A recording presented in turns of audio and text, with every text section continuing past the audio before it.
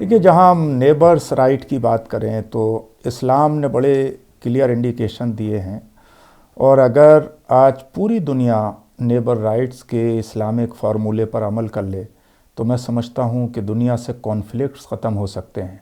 ہر طرف محبتوں کی بہاریں آ سکتی ہیں، ہر طرف انسانیت ترقی کر سکتی ہے۔ پروفٹ آف اسلام صلی اللہ علیہ وسلم نے بتایا تھا کہ تمہارے اوپر تمہارے نیبر کے حقوق ہیں، رائٹس ہیں۔ اگر آپ کے گھر میں کھانا بنا ہے اور آپ کا نیبر بھوکا ہے تو آپ پر وہ کھانا کھانا جائز نہیں ہے۔ اگر آپ کے پاس 2 روٹی ہیں تو 1 روٹی اپنے نیبر کو کھلا دو، 1 روٹی خود کھاؤ۔ اگر آپ کے گھر میں کوئی اچھا کھانا بن رہا ہے جس کی خوشبو پڑوس تک جا رہی ہے تو جہاں تک اس کی خوشبو پہنچ رہی ہے اس کھانے میں سے اس اپنے پڑوسی کے گھر، اس نیبر کے گھر بھی اس کو پہنچاؤ۔ اور اگر آپ کی نیت پہنچانے کی نہیں ہے، شیئر کرنے کی نہیں ہے،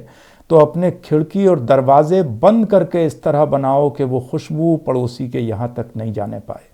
اسی طرح پروفٹ نے کہا کہ اگر آپ باہر سے بچوں کے کھانے کے لیے کچھ فروٹ، کچھ چیزیں خرید کر لاتے ہیں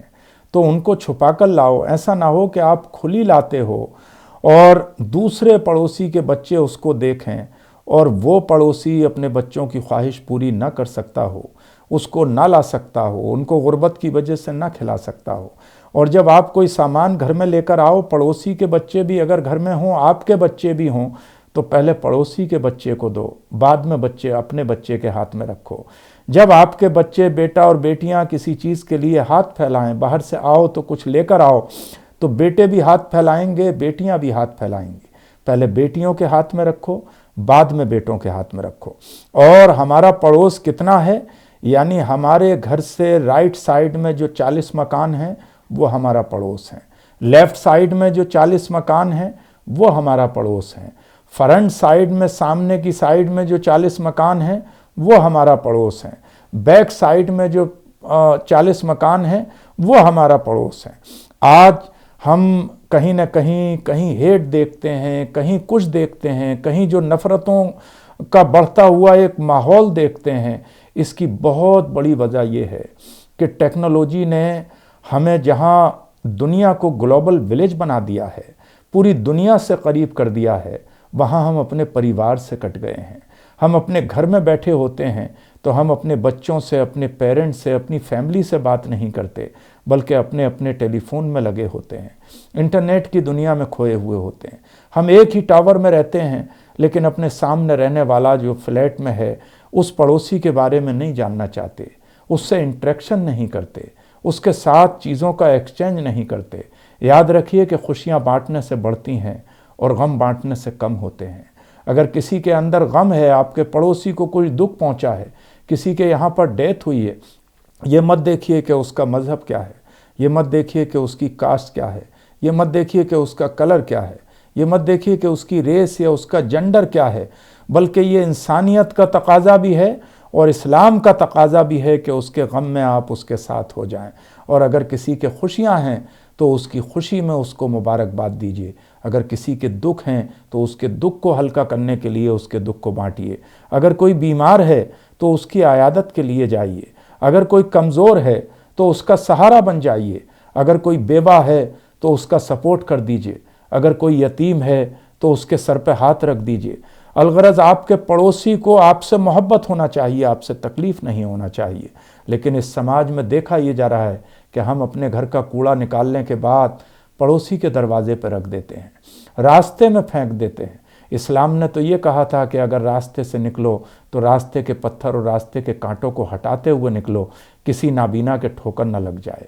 مجھے یاد ہے کہ افریقہ میں جب ایک سائنٹسٹ گزرا اور اس کے پیر میں ٹھوکر لگی تو اس نے یہ کہا تھا کہ مجھے لگتا ہے کہ شاید اس راستے سے کوئی مسلمان نہیں گزرا۔ لیکن آج بڑا انفارچونیٹ ہے کہ ہماری بستیوں میں جگہ جگہ ہمارے گھر اندر سے تو بھلے محل بنے ہوئے ہوں لیکن باہر وہ کچڑا دان بنے ہوئے ہوتے ہیں، کوڑا بنا ہوا ہوتا ہے۔ جتنی وہ ڈیوٹیز MCD کی ہیں، جتنی ڈیوٹیز سرکاروں کی ہیں، اتنی ڈیوٹی ایز اے سوسائٹی ہماری بھی ہے کہ ہم جہاں جہاں بھی رہتے ہیں اپنی کالونیوں میں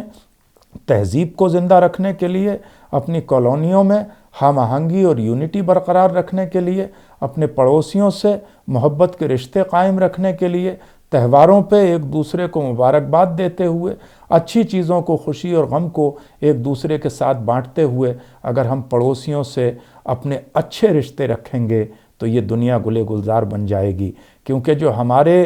سب سے پہلی جو فرسٹ ایڈ ہمارے لیے ہو سکتی ہے، جو سب سے پہلے ہمارے کام آ سکتا ہے ہمارے دکھوں اور غم میں، وہ پڑوسی ہوتا ہے۔ لہٰذا یاد رکھیے،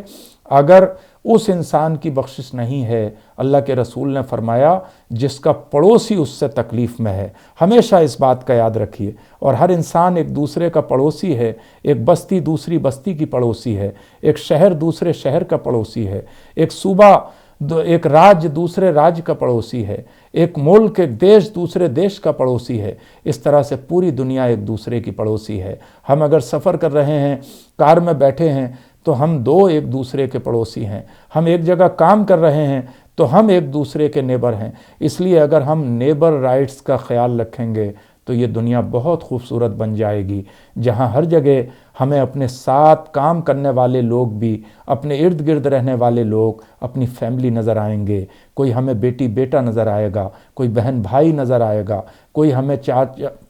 چاچی چاچا نظر آئے گا، کوئی ہمیں ماں باپ نظر آئے گا۔ اس لیے اپنے کردار میں